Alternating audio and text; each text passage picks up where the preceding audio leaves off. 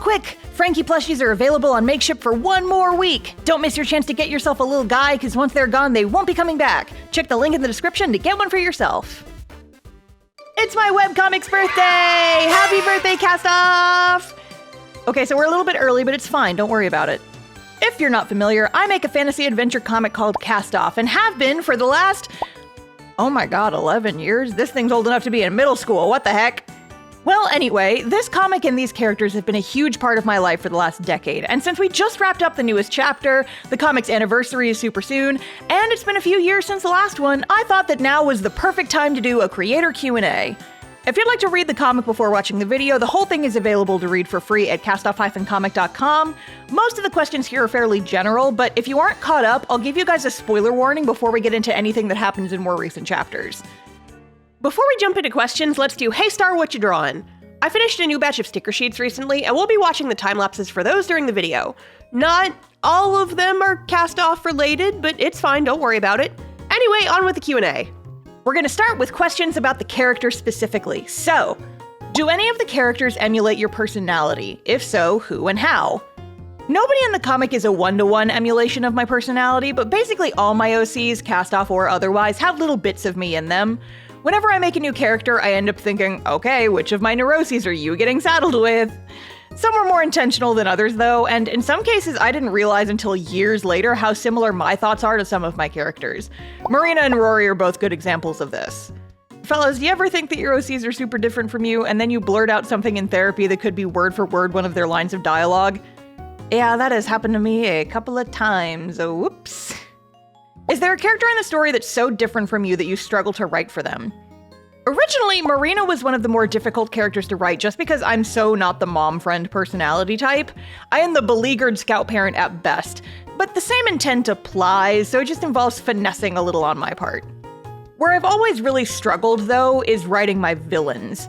I have a really hard time getting in their headspace most of the time, and their level of selfishness and unchecked cruelty goes so far against my own values that I can really struggle when writing them. It's gotten easier with practice, but it's why I don't really have any evil or villainous OCs, aside from the ones I needed for specific stories. It's just not where my focus lies. How did you come up with the names for your characters? It's just vibes, usually. Oftentimes when I'm coming up with a character, I'll try to figure out what the first letter of their name would be and test a bunch of different names that start with that letter until I find ones that stick. That's where basically all the cast came from, with a few notable exceptions. Ariana's name was stolen from a character from my first webcomic who we never got to because we love recycling. Frankie is actually not named after Frankenstein, as so many people theorize. I actually named him after the One Piece character, even though I've only watched a little bit of the series. I just liked the name. And Marina was actually the name I used in Spanish class in middle school. It just kind of wriggled its way into the back of my brain until one day it jumped out and latched onto her like a face hugger, and it worked, so I kept it. The rest of them were just first letter and make mouth sounds and or scroll through baby name websites until I find something that sticks. Is anyone in the cast neurodivergent? So the short answer is not intentionally. I don't really think about that sort of thing when I'm writing my characters. I just try to figure out their personality and how they talk and go from there. I don't really attach labels to my guys very much. It's all kind of nebulous and freeform, but that looseness helps keep me from getting too bogged down in character details when I'm writing.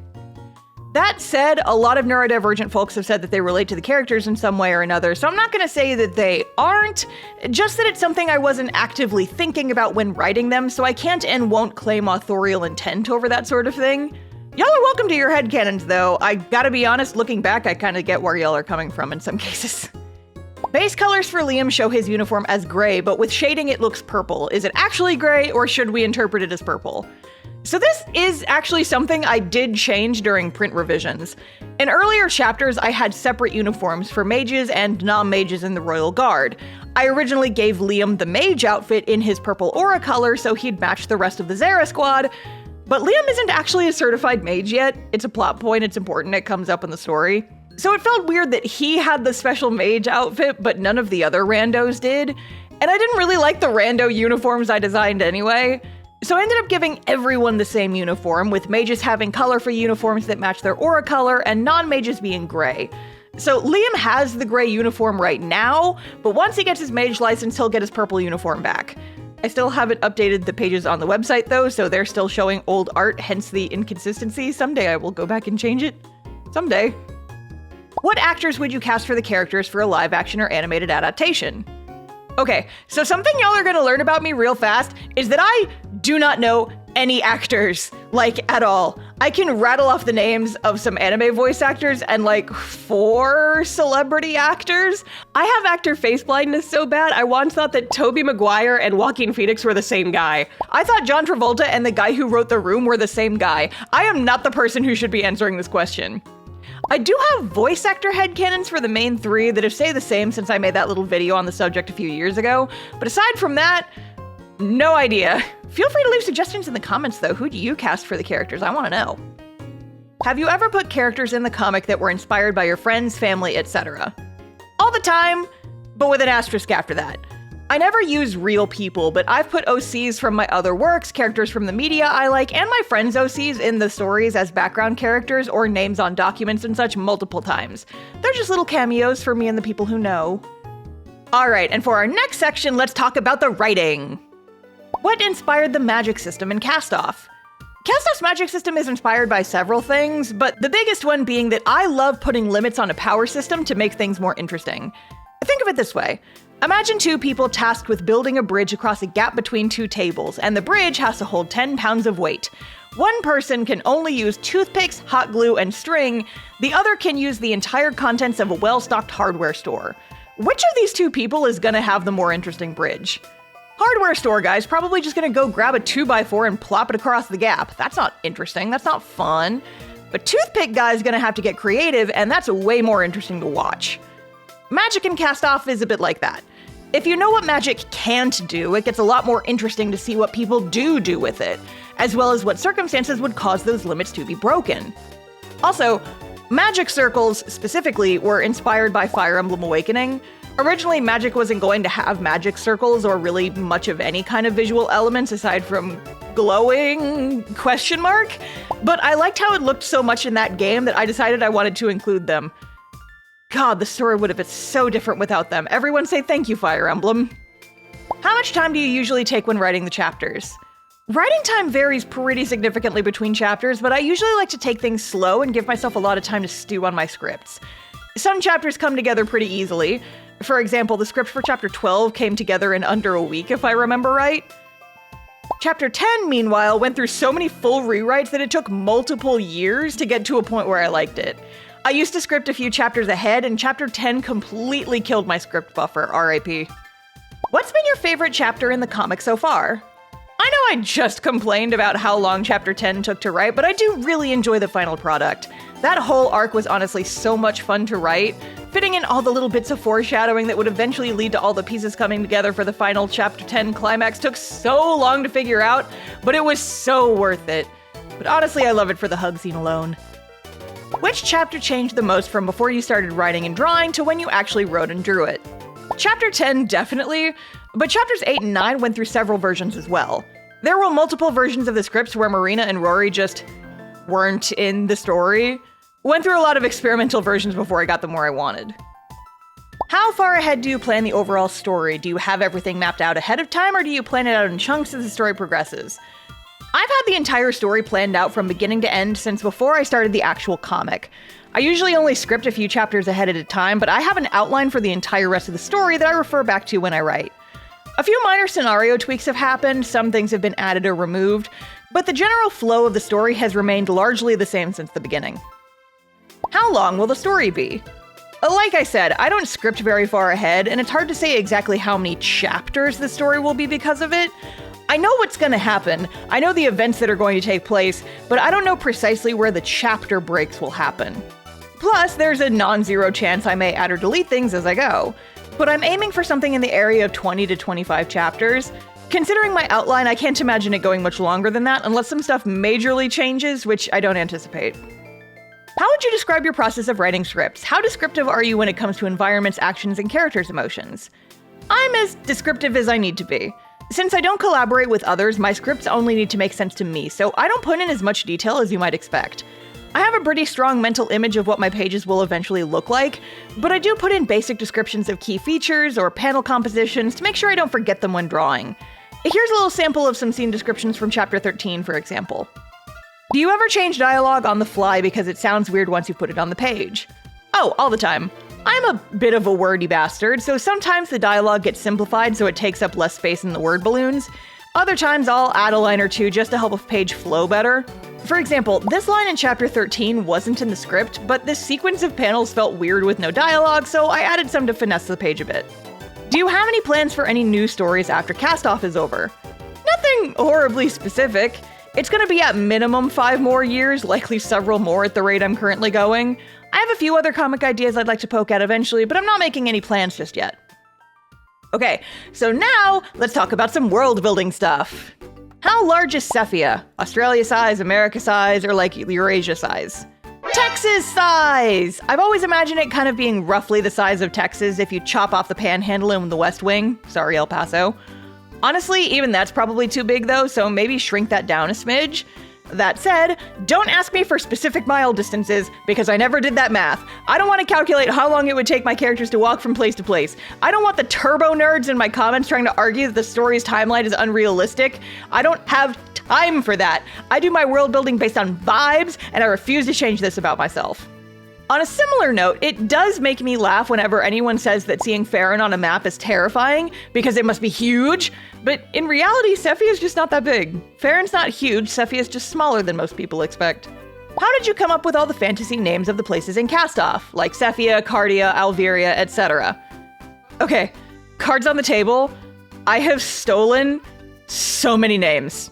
Cardia is the name of the town from the first Rune Factory game. Cephia is another Rune Factory location, but with one of the letters removed. In early drafts, I used Fire Emblem Awakening locations as placeholder names, and just tweaked them before the scripts were finalized. Farron was originally Ferox from Regna Ferox, and Alviria is a bastardized letter salad version of Alice. I wish I was joking. I am not. Fantasy names are hard, and call me Rory because I love stealing. Ones I did come up with are generally 2 words squished together or random assortments of letters that sound cool. I'm sorry I don't have a better answer. I'm really bad at fantasy names. Do Magi Gems usually run out of power and need to be recharged, or are they powered by the person who uses it? So Magi Gems actually don't have any power on their own. They're more like catalysts for a person's energy rather than power sources themselves. So no, they don't need to be recharged, but the color does fade if they're away from the person they're bonded to for long enough or if the owner dies. Do Magi Gems have to be hung around the neck, i.e. could I do magic with my Magi Gem in my pocket? They don't have to be on your neck, but they do need to be very, very close to the body to function properly. Most people wear them like jewelry. Characters wearing them around their neck is mostly for visual reasons, but most mages have them attached to their body in some way to make sure they can't be easily stolen. Ariana is a bit of an outlier. Normal mage gets their Magi Gem stolen 0 times. Ariana Gem Stealer George is an outlier and should not be counted. Why are candles used for worship? Why did you choose candles, and what's the in-universe explanation? I like candles. How did you pick the birthdays for your characters? Vibes. I just started by thinking of what season each character would celebrate their birthday in, then just kind of choosing a month and day by feel, with a few exceptions. Vector and Frankie have the same birthday, and it's the comic's anniversary. Taryn's birthday I talked about in the Zodiac Mail Club video, and Sage's birthday is Pocky Day because I thought it was funny. He'd be very annoyed by the frivolity. Okay, and now we have a bunch of general comic questions that don't really fit anywhere else. How did you come up with the comic's logo? For the first several years, the comic's logo was literally just italicized Times New Roman. It was so janky looking. A few years in, I finally drew a proper logo, and it was something I designed fully custom without using any fonts or anything. Just went in with half a plan and several Clip Studio ink brushes until I liked how it looked. Fun fact, since a lot of folks apparently never noticed, the crossbar on the T in Castoff is actually a little meteor. Symbolism. Why did you choose Monday and Friday for your comic upload dates? When I first started the comic, I was working a desk job, and Monday and Friday were the days that I worked from home. I ended up keeping the schedule after I left that job because it was easy to remember, and hey, if it ain't broke, don't fix it, right? How much time do you dedicate a week to each part of creating a comic, example, drawing, scripting, etc., and how do you manage it? I have a pretty rigid weekly schedule that I stick to just to give myself some sort of reliable routine in the amorphous hellscape that is freelancing. Thursday and Friday are my comic days, meaning for those 2 days I work on comics and only comics. As for how I manage it, the comic is literally paying pretty much all of my living expenses at this point. It's my job, or at least part of it. It's a responsibility I need to keep up with to keep food on the table, and I do what it takes to make that happen. Blocking out specific days is a big part of that. What does your thumbnail process look like for Castoff pages? My thumbnails are really stupidly messy. Like, I spend almost no time or effort on them. I draw characters as these little stick figures I call my stupid lollipops. Basically just a circle for a character's head, their first initial written on it so I know who's who, and often just a single line for the rest of their body. If they're in motion, I'll usually give them really scribbly arms and legs, and if there's a very specific emotion I want to make note of, I'll usually draw that too. But my thumbnails are extremely simplified, often to the point of being pretty silly looking. Not to be too much of a shill, but if folks like seeing thumbnails, I post the thumbnails, sketches, line art, and flat colors for every single page on Patreon. Patrons also get pages a month early, meaning they've already started chapter 14, and they get access to a special channel on my Discord where folks can scream about new pages together. It's fun. Link to join is down below if folks are interested. Have you ever thought about hiring a person to help with the art? I've considered it in the past, and it's something I might end up doing in the future, but it's not something I have plans for right now. I'd love to have someone help with backgrounds and maybe flat colors, but I want to keep doing the character art and shading myself. Do you read fics that people have made about your comic? I don't, but it's for multiple reasons. The main one, like 95% of the reason I don't, is because I don't want people to think that I stole story elements from fanfics. This is a big thing in Hollywood too, where unsolicited scripts are destroyed without being read, so studios can maintain that they don't get ideas from manuscripts and therefore aren't legally liable for unintended plagiarism if a movie they make turns out similarly to a manuscript someone sent in. I don't think anyone would actually sue me for having story elements similar to a fanfic, but I just prefer to be cautious, and I don't want people assuming that I take ideas from my readers. That said, I do sometimes read the comment section of fanfics just to see what folks are saying about them because I'm nosy. If you had the opportunity to make Castoff an animated series, would you take it? I mean, if I had the opportunity, sure, but don't expect anything like that unless several $1 million manages to fall into my lap. If I ever won the lottery, I wouldn't tell anyone, but there would be signs. Do you wish the Castoff fandom was bigger, or are you glad it's self-contained? Honestly, I'm impressed it's gotten as big as it is. Like, I need y'all to understand, I just started this comic as a fun thing to do because I liked making comics. I thought it would be cool if someday I made enough that it was my job, but I always considered that a pipe dream. I didn't think it would ever actually happen. I really like the size Castoff's fandom is currently, and I'm gonna be honest, I'm a little intimidated by what might happen if it got much bigger, but I'm super grateful for everyone who reads and appreciates this story, as well as those who've helped spread it around to their friends. If you could go back in time and change anything about Castoff, story details, characters, etc., what would you change and why? So, for the most part, I'm pretty happy with what I've done with the story. There's definitely some chapters where I feel like I'd want to make some minor tweaks, little things I wish I had added, things about the art I'd like to adjust, but there is one major thing that has haunted me ever since I realized the potential of including it in the story, but it is far too late to go back and add it. For some background, there was a character in early drafts named Wild, who was a shapeshifter that could turn into animals. He spent most of the story as the party's animal companion, and he was actually removed from the story so late that he can be seen in some early promotional art. I took him out of the story because he didn't really do anything. But I realized a few years ago that I could have just had him in the story from the beginning as Vector's little animal companion. Like he lived in the bookshop and just had a weird cat companion that was sometimes other animals. We could have had a cute little animal mascot. I mourn the wasted potential, and it's way too late to go back in and add him, considering I'd have to rework basically the entire comic to squeeze him in. But imagine the cute merch I could have made! It kills the star. I die inside. R.I.P. little shape-shifting animal mascot. Maybe I'll put you somewhere else someday. When you eventually finish Castoff, do you think you'll take up another webcomic project like a visual version of the Azure Mirage? First up, for those who don't know, Azure Mirage is a novel project I'm working on. I've made a few related videos, link for that playlist is in the description. As for my plans for it, Azure Mirage is being written as a novel, and it's gonna stay a novel. I'm not planning on making it a comic ever. I do have some ideas for future comic projects, but they're probably gonna be very different, because someday I want to get around to doing that lesbian vampire Twitch streamer rom-com comic. Bloodstream is gonna be real someday, you guys, I promise! Are you currently more excited to work on Castoff or Azure Mirage? I'm excited for both! Azure Mirage is the subject of more of my brainstorming recently, but that's mostly because it's a newer project. Castoff's been stewing in my brain for almost half my life at this point. The excitement has been tempered over the years. It's like the difference between a dog you've had for most of your life and a new puppy you just got. The puppy is more active and needs more attention, but you still love your first dog to pieces because they've been a constant in your life for so long. Luckily, there's space in my heart for both. If you could have any film composer create a score for Castoff, who would it be?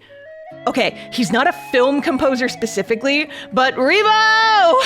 He did the music score for Bravely Default 1 and 2, and those have consistently been some of my favorite soundtracks in any game series ever since I first played them.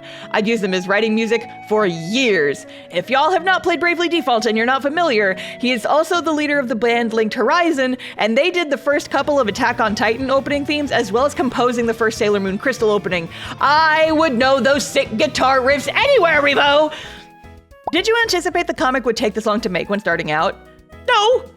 I mean, I started this comic in my early 20s as just a fun art project. I don't really think I conceptualized how long even a decade of my life would be, much less longer than that. At this point, the comic's just become a part of me. We're joined at the hip. I can't imagine my life without it, and it's going to take as long as it takes. Are there any plans for Castoff Volume 2 in the near future? I want to print the whole series eventually, so yes. When it happens is still up in the air. I was hoping to run the Kickstarter sometime in 2026, but that might get pushed to next year just because I haven't had much time to work on print revisions. Someday though. Are you okay with people selling Castoff fan art? So this is something I've waffled over, and I think the answer is yes, but with multiple big asterisks behind it. Because as large as the fandom might seem sometimes, I'm still pretty small potatoes compared to larger companies, even in the indie space. I sell a lot of Castoff merch online, but I'm lucky to sell Castoff merch at even the biggest conventions I go to, and I'm the one who makes it. So on the one hand, I'd really prefer folks to not compete with my sales. I am not a billionaire with a mega corporation. I am a one-person entity just trying to pay my bills and feed my cats. But on the other hand, I think it would be mighty hypocritical of me, a person who sells fan art both online and at conventions, to have a blanket no fan merch rule. So until something changes, here is the temporary Castoff fan art policy. 1. Stuff for personal use is always okay. Y'all can make your own t-shirts and stickers and plushies if you just want to make them for yourself or your friends and not sell them. That is completely fine all the time. 2. If you do make fan merch, don't sell it online. This also includes putting it on print-on-demand sites like Redbubble, etc. Only sell it at in-person events. Number 3, don't sell it at in-person events where I am also selling. If I've got a table, put the fan merch away. Number 4, nothing manufactured or mass-produced. Handmade, small merch runs only. When I say small, I mean 10 to 15 or less of each thing. Number 5, you gotta send me one. I made those babies. I think it's only fair.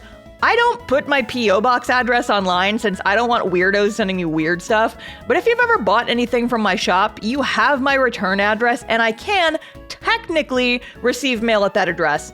Just nothing huge or weird, please. Small flat envelopes are safest, no packages that can't fit inside a 4x6 mail box, or the post office gets mad at me. Please use this information responsibly or I will change my P.O. box and not allow fan mail anymore. Are you scared of AI taking your designs and or the plot? What will you use to prevent this? My own extremely dedicated readers who are digging into every single piece of lore and hinting that I have ever dropped anywhere are frequently wrong about what's going to happen next in the story, and no one has even gotten close to predicting some of the upcoming biggest twists. So, no, I'm not really worried about a predictive text algorithm stealing my story. Don't get me wrong, AI fucking sucks, but also nothing can replace a real thing. I do take the time to use anti-AI programs on most of the art I post though, just to make it harder for them to scrape my shit. How do you stay motivated? A combination of audacity, routine, and a love of shoving my art into people's faces. I've basically always been making stuff. The seed of my entire career stems from childhood when I learned that movies don't just appear out of nowhere. People make those. Regular, ordinary people just make things, and then we get to enjoy them. It's obviously more complicated than that sometimes, but Little Star heard anyone can make a story and went, oh, me too! I started making janky little comics and animations as a kid, and no one told me to stop, so I just kept going. At this point, 11 years into making the comic, I will be honest and say that working on Castoff doesn't have the same excitement it used to, and that sounds bad, so let me explain. I think it's easy to start a new project. It's something shiny and new and fun, and for those first few weeks or months, it'll be all you think about. But as time goes on, the excitement does tend to wear off. Working on Castoff is literally part of my job at this point. It's worked into my weekly routine because it has to be, or else my patrons wouldn't get what they're paying for. But that wasn't the case for the first half of the comic's existence, and it wasn't the case for my earlier comic projects either. What kept me coming back then was love, and that love is still there, to be clear. It's just, matured and changed over time, like a fine vintage. I'm still super in love with this comic and crazy excited for the future of the series, and I hope you guys are excited to come along. What would you say is the main theme of Castoff? What do you want to say with this story? There's a lot of themes in the story, I think. Lots of characters have specific themes that run through their arcs, and multiple parts of the story have specific themes as well. It's all threads running through the same fabric, and a lot of them I'd like to keep to myself for now, just to avoid the risk of spoiling future moments. However, I'd say the main one that everything focuses on is you are more than the sum of your parts. That the person you are and what you're capable of becoming isn't determined by where you come from or what you might feel you're destined for. Small actions can change everything, but you'll never know unless you actually make them. Okay, from here on, we're going to be going into spoilers from stuff from the more recent chapters, i.e. chapter 11 and onward. So if you aren't caught up and don't want huge plot spoilers, now is your chance to dip out. You have been warned. How did you come up with the title of the comic? The Castoff spell was one of the very, very first things I had figured out about the story. Like, after Vector, it was probably the first thing I decided on. The title just came from the name of the spell, and it never changed. How did you come up with the concept for Vector's fear eyes? Okay, so this is actually something I promised y'all a while ago that I can finally talk about. So in early drafts of the story, there were monsters called demons sklurking around the world and causing chaos. They were basically these very dangerous masses of smoke and shadows with big claws and teeth and glowing yellow eyes. Pretty much everyone was terrified of demons because of how dangerous they were, and they thought Vector was a demon or half demon or something because he also had glowing yellow eyes. And the reason he had glowing yellow eyes was because Vector is the manifestation of a single person's emotion of fear, aka Chair Guy from the prologue. Chair Guy was scared of demons, Vector was made from Chair Guy's fears, therefore Vector had the eyes of a demon. Eventually, I ended up writing the demons out of the story, but then people in the narrative had no real reason to be scared of Vector other than he looks a little funny, I guess. And it really didn't work. I didn't want to change his design since I was so attached to him by this point, but I knew something had to change for the storyline to still function properly, and eventually I gave him the fear vision instead. Have you ever changed something about the plot because of your audience? So, like I said earlier, the story has had some tweaks made, but they were almost entirely because I just came up with something different I wanted to do. 99% of the time, my audience has nothing to do with any changes. The exceptions are, 1, I bumped up a few reveals because I telegraphed them too well, so the audience caught on really quickly and I didn't feel the need to keep it a secret anymore. And number 2, the fucking fish. So there is a scene in chapter 13, where Ariana has a little grumpy girl rage moment and vents her frustration by grabbing a big rock and throwing it into the stream she's walking next to.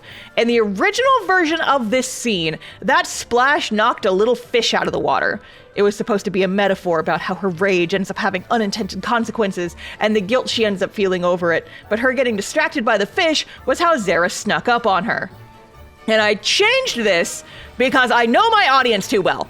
I know that if I let that fish get knocked onto the shore and didn't put it back in the water immediately, my fucking comment section would have been filled with nothing but comments about that fucking fish. And, it's kind of an important scene, but no one would have cared because, Star, put the fish back in the water, #justice for the fish, I see this reality in my mind's eye, clear as day, and it drives me crazy.